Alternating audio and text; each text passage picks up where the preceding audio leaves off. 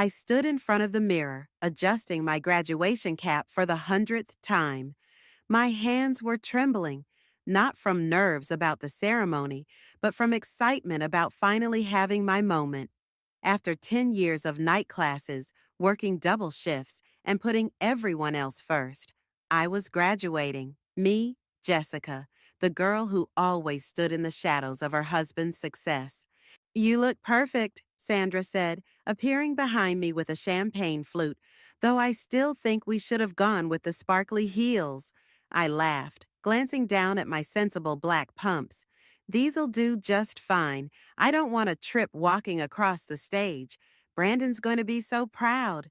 She squeezed my shoulder. Speaking of which, where is that workaholic husband of yours? Surgery ran late, I said, checking my phone again. No messages. But he promised he'd make it to the party afterward. The graduation ceremony passed in a blur of speeches and name-calling.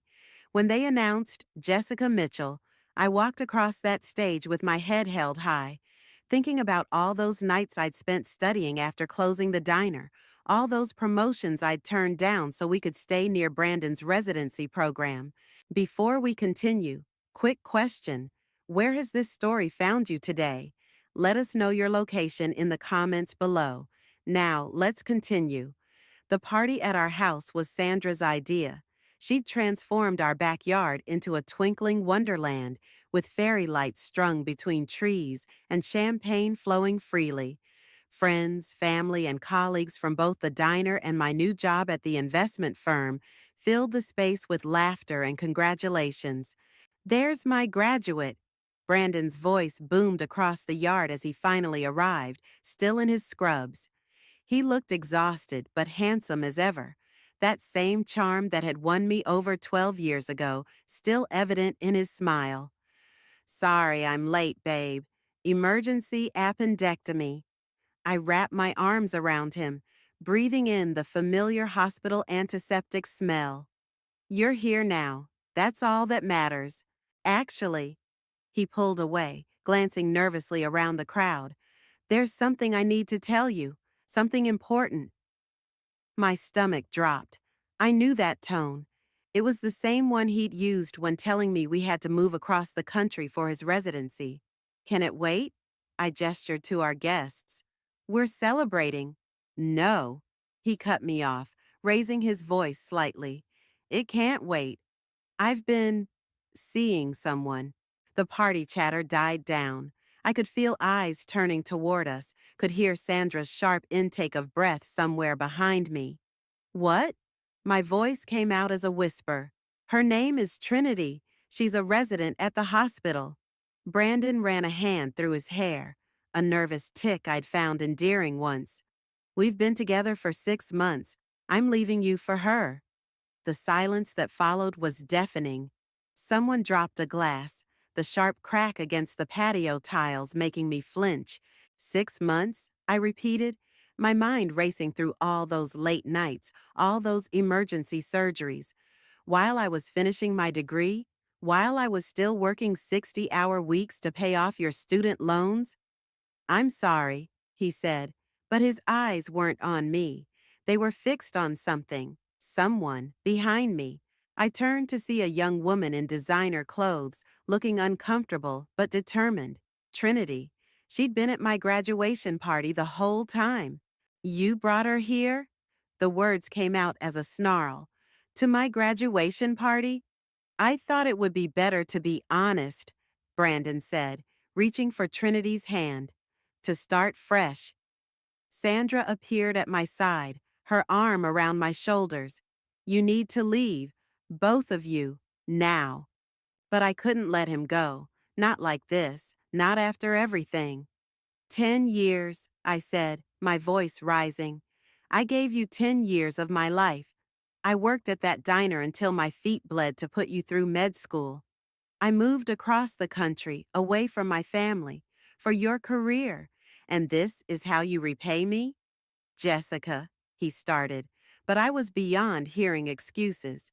Get out, I screamed, grabbing the nearest champagne glass and hurling it at his feet. The splash caught Trinity's expensive shoes, making her jump back with a yelp. As they hurried away, the party dissolved into chaos. People started gathering their things, making awkward excuses. I stood there, rooted to the spot, watching my perfect night crumble around me.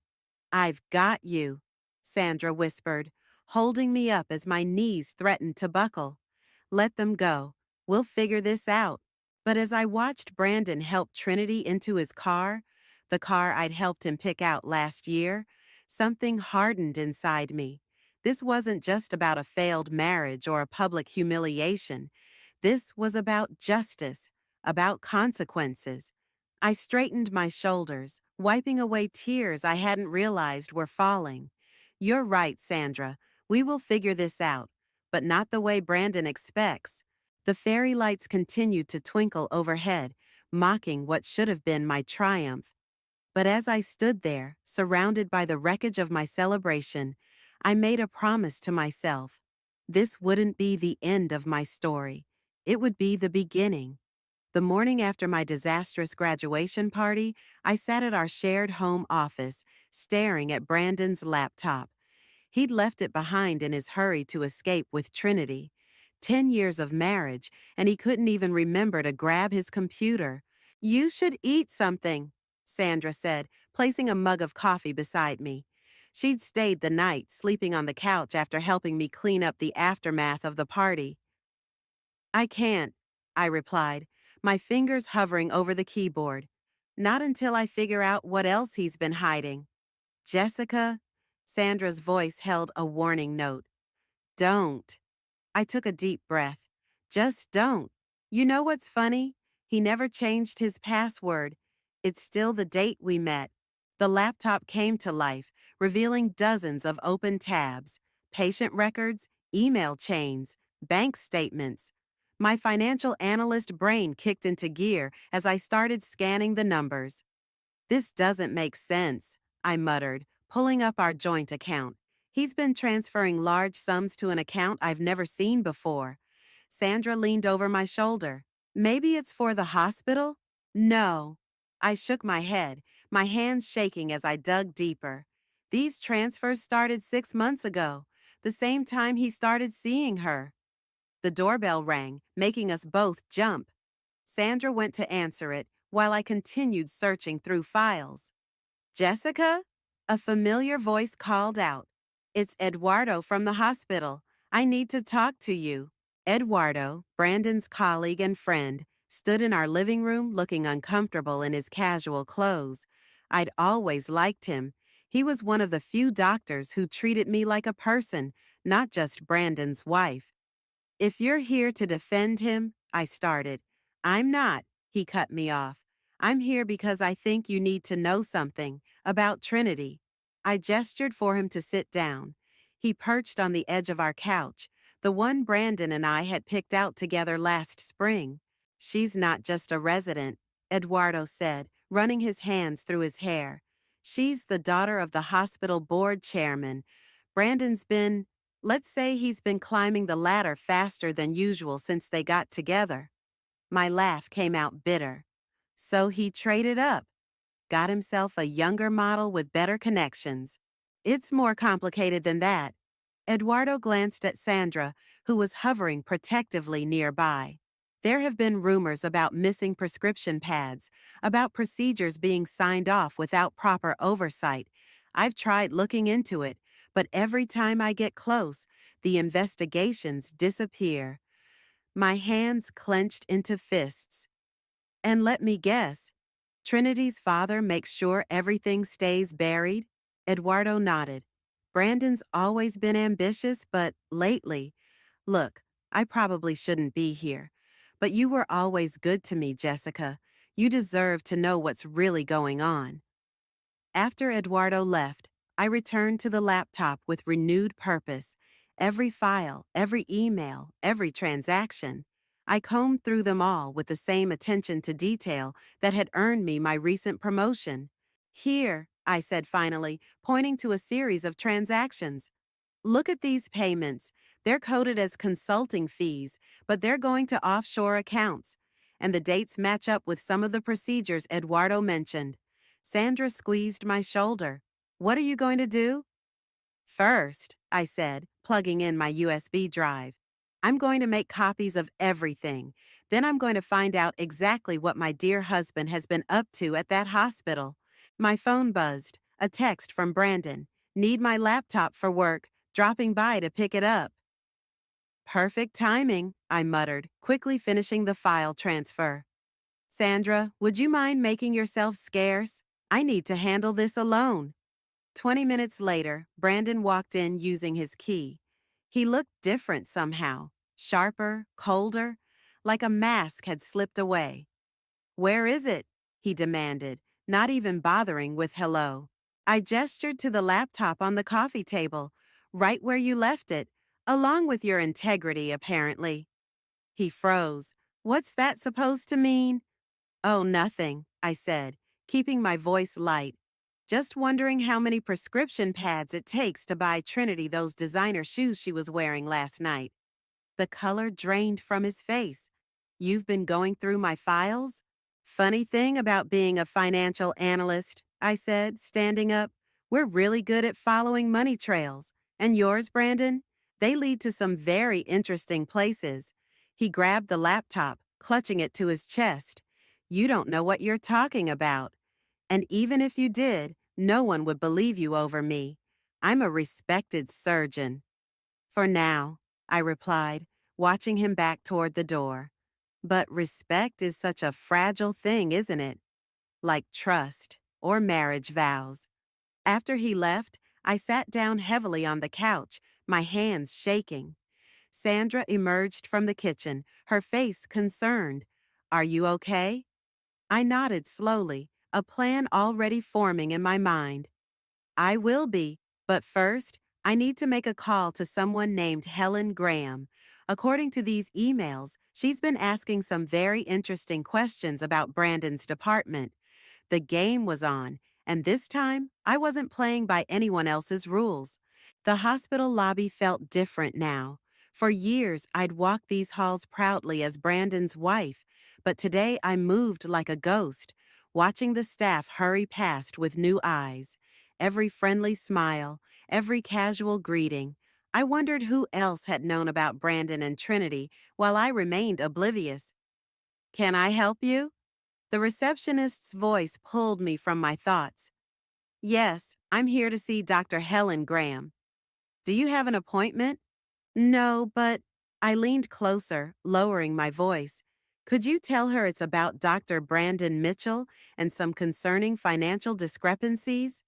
The receptionist's eyes widened slightly. She picked up her phone, speaking in hushed tones. Within minutes, a security guard appeared to escort me to Helen's office. Helen Graham wasn't what I expected. Instead of the stern administrator I'd imagined, I found a woman in her late 50s with kind eyes and a streak of silver in her dark hair. She stood as I entered, gesturing for the security guard to leave. Jessica, she said, not a question. I've been wondering when you'd show up. I placed my USB drive on her desk. I have something you might want to see. Helen's expression remained neutral as she plugged in the drive and began reviewing the files. Only the occasional tightening around her eyes betrayed her reaction to what she was seeing. How long have you known? I asked, breaking the silence. About Trinity. A few months. Helen looked up, her gaze sharp. About the other things? I've had suspicions for longer, but Brandon is protected by Trinity's father. Among others, Helen leaned back in her chair. The hospital board isn't interested in scandal, especially not with our upcoming merger. What if they didn't have a choice? I pulled out a second USB drive.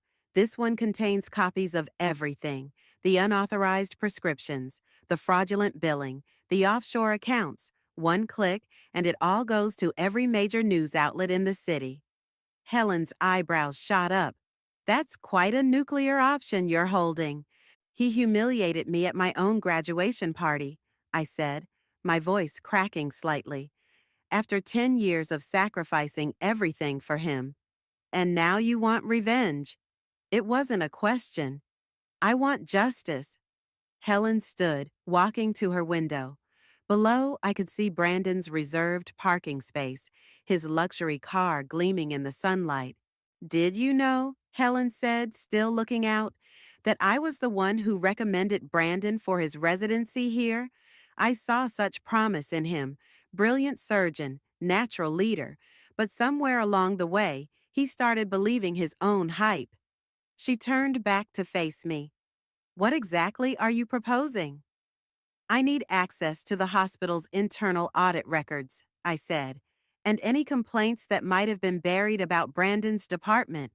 That's highly confidential information. So is writing prescriptions for non-existent patients. A ghost of a smile crossed Helen's face.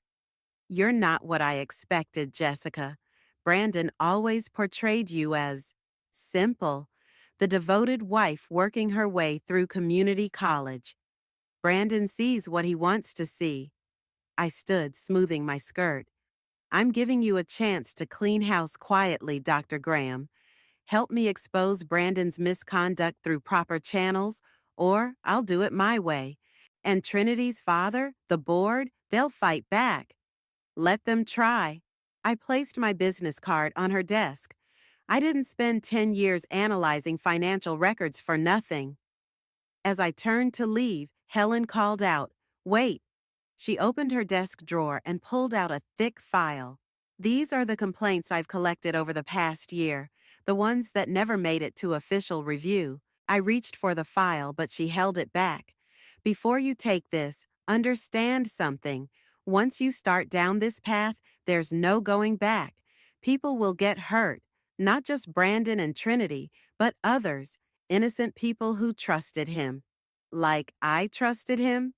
Revenge might feel good in the moment, Jessica, but it leaves scars on everyone involved, including the person seeking it. I thought about the night of my graduation, about the look in Brandon's eyes as he chose Trinity over our decade together. Some scars are worth it. Helen handed me the file. I'll help you, but on one condition. We do this right, by the book. No leaked documents to the press, no nuclear options. Deal? I took the file, feeling its weight, the weight of decisions and consequences yet to come. Deal. As I left the hospital, my phone buzzed with a text from Sandra. Brandon's moving his things out of the house tomorrow. Want company? I looked down at the file in my hands, then back at my phone. No thanks, I've got work to do. That night, I spread Helen's documents across my dining room table, creating a web of post-it notes and highlighter marks. Each complaint, each discrepancy, each covered-up mistake, they were all pieces of a puzzle I was finally starting to see clearly. Brandon had always said I was good at putting things together. Time to prove him right. 3 more complaints came in this morning, Helen said, sliding a manila envelope across her desk. All from nurses who worked with Brandon last year. They were too afraid to speak up before, but now, I nodded, adding the new statements to my growing file. 2 weeks had passed since our first meeting, and the evidence against Brandon was mounting faster than either of us had expected. Have you seen him? Helen asked, studying my face. Only from a distance. He's moved in with Trinity at her father's beach house. I forced a smile. Very romantic. Jessica, Helen's voice softened. Are you sure you want to continue with this? The hospital board meets next week. Once we present our findings, there's no turning back. Before I could answer, her office door burst open. Brandon stood there, his surgical scrubs wrinkled, his face flushed with anger. What the hell are you doing? He demanded, storming toward me. The nursing staff is refusing to work with me. My patients are requesting transfers. Even Eduardo won't return my calls. Helen rose from her chair. Dr. Mitchell, this is highly inappropriate. Save it, he snapped, then turned back to me. Is this your revenge? Turning my own mentor against me? Poisoning my reputation? I met his gaze steadily. Your reputation? You mean the one you built on falsified records and buried complaints? You don't understand. He lowered his voice, glancing nervously at Helen. The things I did, I had to. Do you know how competitive this field is? How hard it is to stand out? Actually, Helen interrupted, I do. I've been standing out in this field for 30 years without compromising my ethics. Brandon ran his hands through his hair, a gesture so familiar it made my heart ache. Helen, please, you've been like a mother to me. Don't let her do this. I'm not doing anything, I said, standing up. These complaints, they're real people, Brandon. Patients who trusted you, nurses who tried to speak up. You did this to yourself. What about Trinity? He asked desperately. Her father can't protect you anymore? Helen finished. The board meeting next week isn't just about you, Brandon. It's about the entire culture of cover-ups and corruption. Your relationship with Trinity just helped us connect the dots. He turned to me, his eyes pleading. Jess, baby, please. We can work this out. I made a mistake. Don't. My voice cracked. Don't you dare try to manipulate me. Not after everything. Fine. His face hardened. You want to play hardball? Remember who I am in this town. Remember who Trinity's father is. You really think anyone will believe the bitter ex-wife over me? They'll believe the evidence, Helen said quietly. And the witnesses. How many more do you think will come forward once they know they're not alone? Brandon's pager went off, making us all jump. He checked it, swearing under his breath. This isn't over, he warned, backing toward the door. You have no idea what you're getting into. After he left, I sank back into my chair, my hands shaking. Helen poured 2 glasses of water, adding a splash of something stronger to mine. Drink, she ordered. Then we'll talk. I took a sip, feeling the burn of alcohol. He's right, about Trinity's father. He won't go down without a fight. No, Helen agreed, he won't. Which is why we need to be absolutely certain about every detail before the board meeting. She paused, studying me. There's something else you should know. She pulled up an email on her computer, turning the screen so I could see. Eduardo sent this morning. He's been doing some digging of his own. Apparently, Brandon's been writing prescriptions for Trinity's father's private medical practice, medications that never made it to actual patients. My breath caught. You mean? Drug trafficking, Helen confirmed. Clean, respectable, hidden behind a veneer of legitimate medical practice. That's why Trinity's father has been so protective. Brandon's not just dating his daughter, he's part of the operation. I felt the room spin slightly. This is bigger than I thought, more dangerous, which is why I'm giving you one last chance to walk away, Helen said gently. We have enough to stop Brandon's medical career. We could leave it at that. I thought about the night of my graduation, about all those years of sacrifice, about the patients who had suffered because of Brandon's choices. No, I said firmly. We finished this, all of it. Helen nodded, a hint of pride in her eyes. Then we'd better get back to work. The board meeting is in 6 days, and we need everything to be perfect. As we bent over the files, sorting through evidence and testimony, I felt a strange mix of dread and determination. Brandon was right. I had no idea what I was getting into. But for the first time in years, I was fighting for something bigger than myself. And this time, I wasn't going to lose.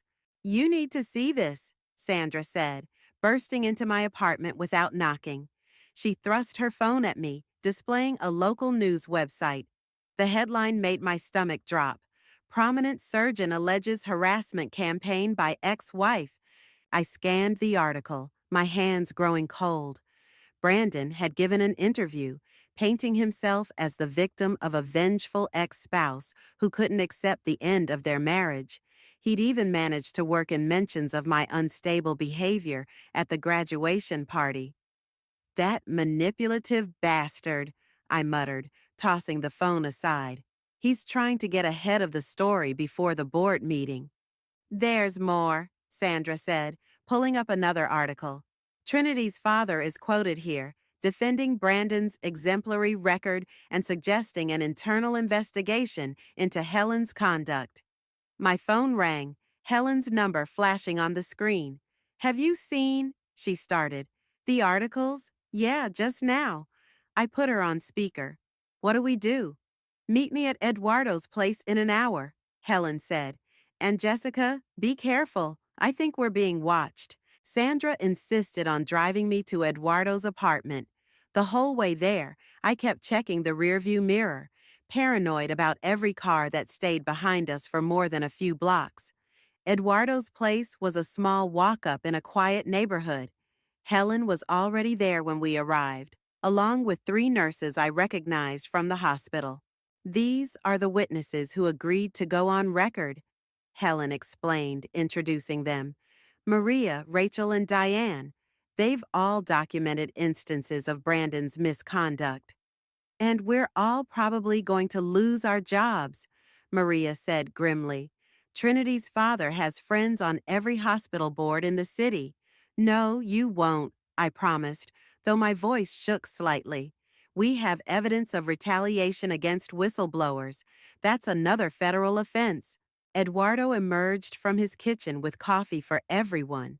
The board meeting's been moved up, he announced, tomorrow morning instead of next week. What? Helen stood up. They can't do that. We need more time to. They're trying to catch us unprepared, I realized. Rush this through before we can organize our evidence properly. It gets worse, Eduardo continued. I overheard Trinity's father on the phone. They're planning to discredit Helen first, suggest she's been targeting Brandon out of professional jealousy. Helen laughed bitterly. Professional jealousy? I trained him. Everything he knows about surgery, he learned from me. They're scared, I said, spreading our evidence files across Eduardo's coffee table. Which means we're close to something big. Maria, those prescriptions you mentioned, when exactly did they start? We worked through the night, fueled by coffee and determination. Each piece of evidence was reviewed, each testimony practiced and refined. Around midnight, Sandra returned with takeout and fresh concerns. Someone broke into your apartment, she said quietly, pulling me aside. Nothing was taken, but your files were clearly searched. My hands started shaking. Did you call the police? Of course. They took a report, but... She shrugged helplessly. Let me guess. The responding officer was friends with Trinity's father? This is getting dangerous, Jessica. Sandra grabbed my arm. Maybe you should back off. Let the medical board handle it through official channels. The medical board? Maria scoffed from across the room. They're as corrupt as the hospital administration. No offense, Dr. Graham. Helen waved off the apology. She's right. The whole system is compromised. That's why we need to do this right. I walked to the window, looking out at the quiet street below.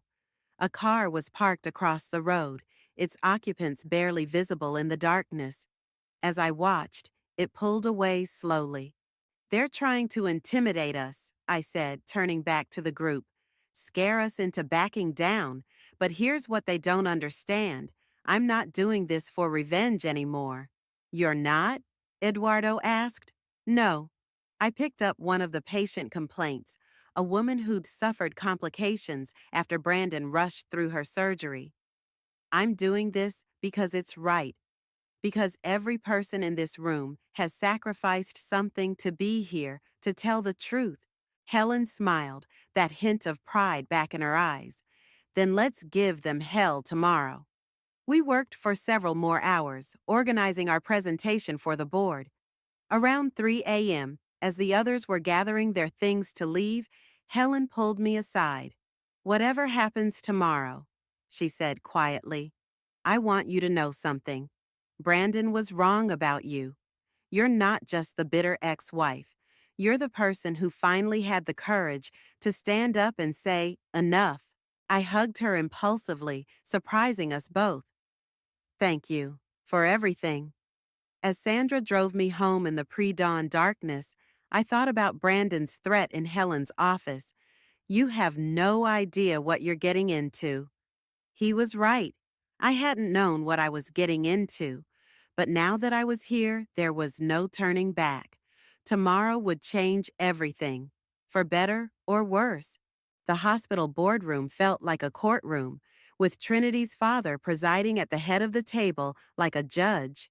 Brandon sat to his right, Trinity beside him, both wearing expressions of practiced concern. The other board members filled the remaining seats, their faces carefully neutral.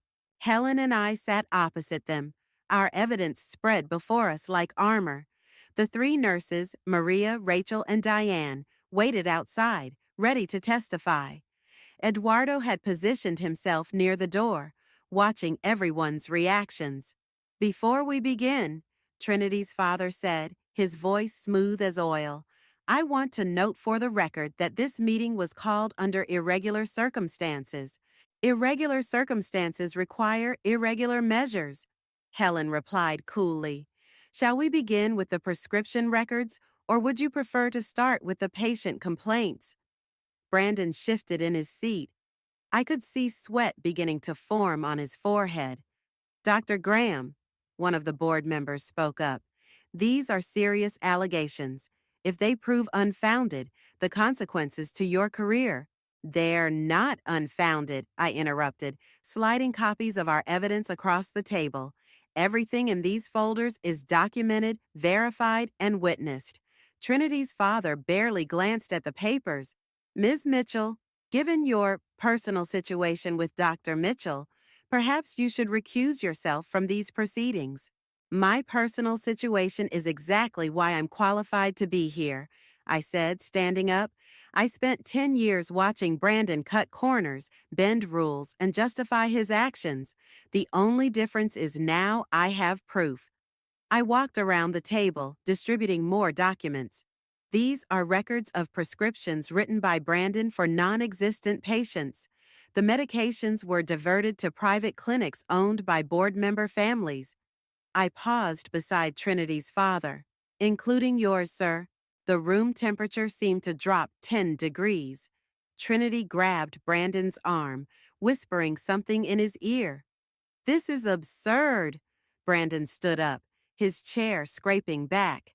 These allegations are clearly the product of a vindictive ex-wife and a mentor who can't accept being surpassed by her student. Then you won't mind if we call in our witnesses? Helen asked. She nodded to Eduardo, who opened the door for the nurses. Maria spoke first, her voice steady as she described catching Brandon falsifying post-op reports. Rachel followed with accounts of missing medications.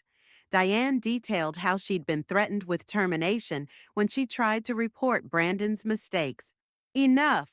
Trinity's father slammed his hand on the table. This is nothing but hearsay and circumstantial evidence. Actually, Eduardo stepped forward. It's not. He pulled out his phone, playing a recording. Brandon's voice filled the room, clearly discussing prescription quantities with Trinity's father. The color drained from Brandon's face. You recorded me? Eduardo, you were my friend. I was your friend, Eduardo agreed, until I realized what you were doing to our patients. Trinity stood up suddenly. Daddy, we need to leave, now. Sit down, her father ordered, but she was already heading for the door. No, she said, turning back to face us all. I'm not going down for this. I'm not losing my medical license before I even finish my residency. Brandon reached for her. Trinity, baby, wait. Don't baby me, she snapped. You promised this would never come out. You promised my father would handle it. The board members were whispering among themselves now, papers rustling as they reviewed our evidence with new interest. Dr. Mitchell, one of them said, I think it's time you and your associates stepped out while we discuss this matter. This isn't over, Trinity's father warned as he stood. You have no idea the damage you've done. No, Helen replied calmly. The damage was done when you decided profits were more important than patients. They filed out, Brandon, Trinity, and her father, leaving us with the board. For the next 2 hours, we presented our case in detail. Every prescription, every complaint, every cover up carefully documented and explained. When we finally emerged from the boardroom, Eduardo was waiting with news. Trinity's gone, he said, cleaned out her locker and left. Word is she's already contacted a lawyer about turning state's evidence. And Brandon? I asked. Security's escorting him out now. The board called the DEA. They're on their way. I walked to the window, watching as Brandon was led to his car. He looked up, somehow sensing my presence, and our eyes met across the distance. For a moment, I saw the man I'd married. Brilliant, ambitious, and so certain he could never fail. Then he was gone, and I felt nothing. No triumph, no satisfaction, just a hollow sort of exhaustion. Helen appeared beside me. The board suspending his license pending investigation. Trinity's father has been asked to resign. What about the nurses? Protected under whistleblower statutes. They'll keep their jobs. She touched my arm gently. You did good, Jessica. We did good, I corrected. But something tells me this isn't quite over. No, Helen agreed, watching another car pull into the parking lot. This one marked with federal badges. This is just the beginning of a much bigger storm. The DEA investigation moved faster than any of us expected. Within 2 weeks, Brandon's perfect life had completely unraveled. I watched it happen from a distance, through news reports and courthouse appearances, until the morning he showed up at my door. 5 minutes, he said, his designer suit replaced by jeans and a wrinkled shirt. Please, Jessica, that's all I'm asking for. I should have shut the door in his face. Instead, I stepped aside, letting him enter the home we'd once shared. You look terrible, I observed, noting the dark circles under his eyes and his unkempt hair. Yeah, well, being indicted for drug trafficking will do that to you. He paced our living room like a caged animal. Trinity's talking to the prosecutors. Her father's fled the country. Everything I built is just gone. Everything you stole, you mean? He stopped pacing, turning to face me. I came to ask for your help. I laughed, the sound harsh even to my own ears. Are you serious? The prosecutors respect you. If you told them I was a good doctor, that I cared about my patients. But you didn't care, Brandon. That's the point. You cared about money and status and impressing Trinity's father. I cared about us, he shouted, making me flinch. Everything I did, every corner I cut, it was to give us a better life. Us? I stepped closer, anger burning away my fear. There hasn't been an us since you decided to humiliate me at my graduation party. Remember that? While I was celebrating finally getting my degree, you were planning your exit with your girlfriend. The doorbell rang, interrupting his response. Through the window, I saw Sandra and Eduardo on the porch, looking concerned. Your timing's perfect, I called out, letting them in. Brandon was just leaving. Actually, Eduardo said, his expression grim. We came to warn you. Trinity's been found dead in her apartment. The room went silent. Brandon staggered backward, collapsing onto the couch. What? He whispered. How? Apparent overdose, Sandra said quietly. But given everything that's happening, her father, Brandon jumped up, running his hands through his hair.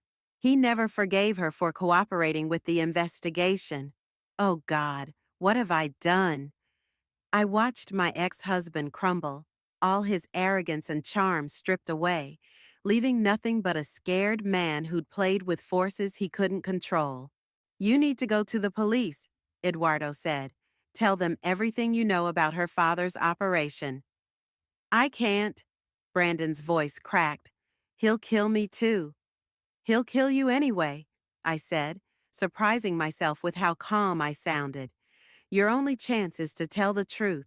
For once in your life, Brandon, do the right thing. He looked at me then, really looked at me, perhaps for the first time in years. Will you come with me? To the police station?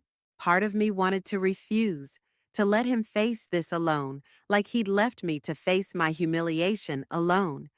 But a larger part remembered the young doctor I'd fallen in love with, the man who'd once wanted to help people. Fine, I said, but not for you, for Trinity, and for all the patients you hurt along the way. The drive to the police station was silent. Sandra followed in her car, while Eduardo called Helen to update her. In the passenger seat, Brandon stared out the window, looking lost. I never meant for any of this to happen, he said finally. No one ever does, I replied. But we all make choices, Brandon, and then we have to live with them.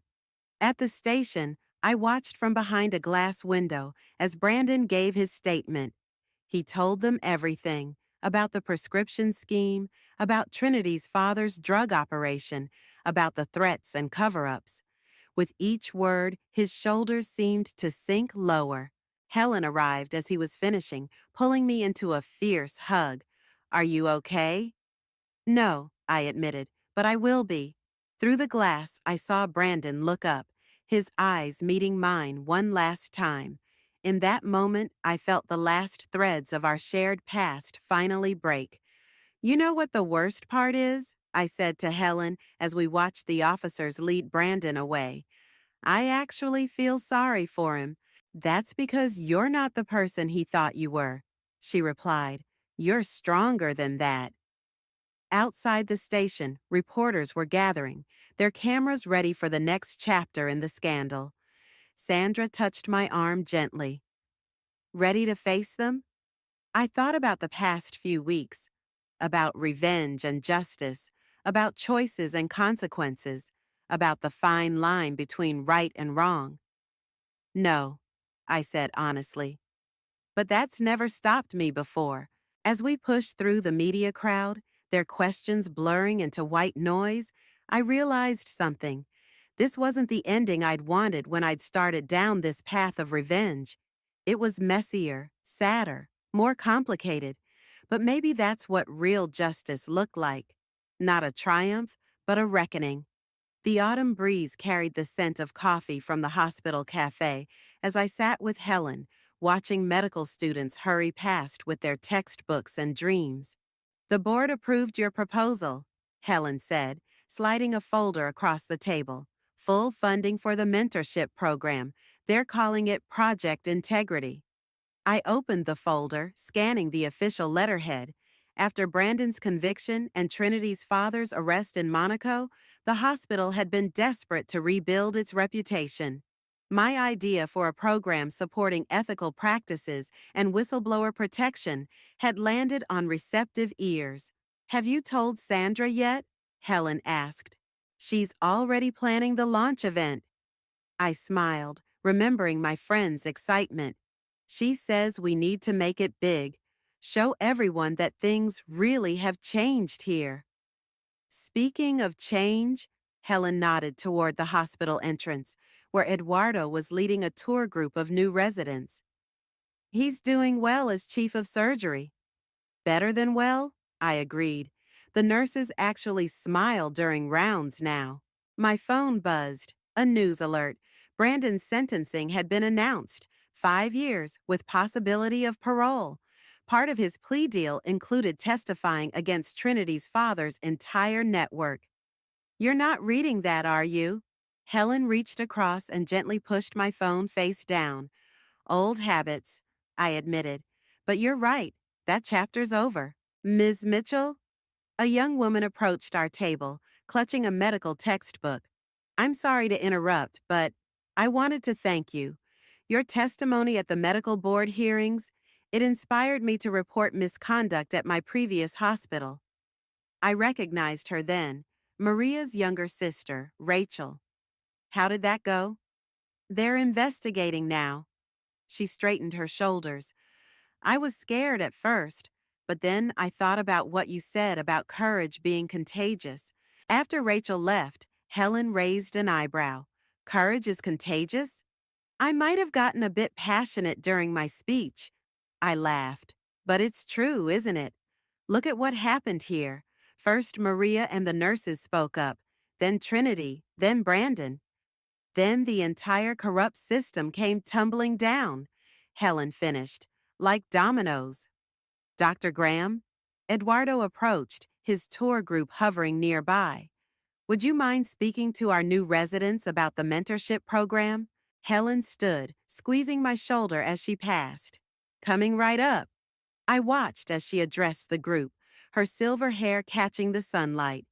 The new residents leaned forward, hanging on her every word as she described the changes we'd implemented. Anonymous reporting systems, ethical oversight committees, support networks for staff. My phone buzzed again. This time it was Sandra. Turn on the news now. I pulled up the local news website to find Trinity's father's face splashed across the screen. He'd been found dead in his Monaco hotel room. Apparent suicide. The authorities had discovered evidence linking him to drug trafficking operations in 3 other hospitals. Everything okay? Helen had returned, noting my expression. It's really over now. I showed her the article. The last domino. She sat back down, her face thoughtful. You know, when you first came to my office with that USB drive, I thought you were just another angry ex-wife looking for revenge. I was, I admitted, but somewhere along the way, it became about something bigger. It became about justice, she corrected, about doing what's right even when it's hard, especially when it's hard. A group of nurses walked past, waving to us. Among them were Maria, Rachel, and Diane, all now supervisors in their departments, their careers flourishing in the hospital's new environment. The first class of mentees starts next week, I said, changing the subject. 20 women from different departments, all interested in healthcare administration and ethics. And you'll be leading them, Helen smiled. From bitter ex-wife to whistleblower to program director, quite a journey. I thought about that journey, about the night of my graduation party, about the anger that had driven me to investigate Brandon, about the unexpected allies I'd found along the way. The revenge I'd sought had transformed into something far more meaningful. You know what's funny?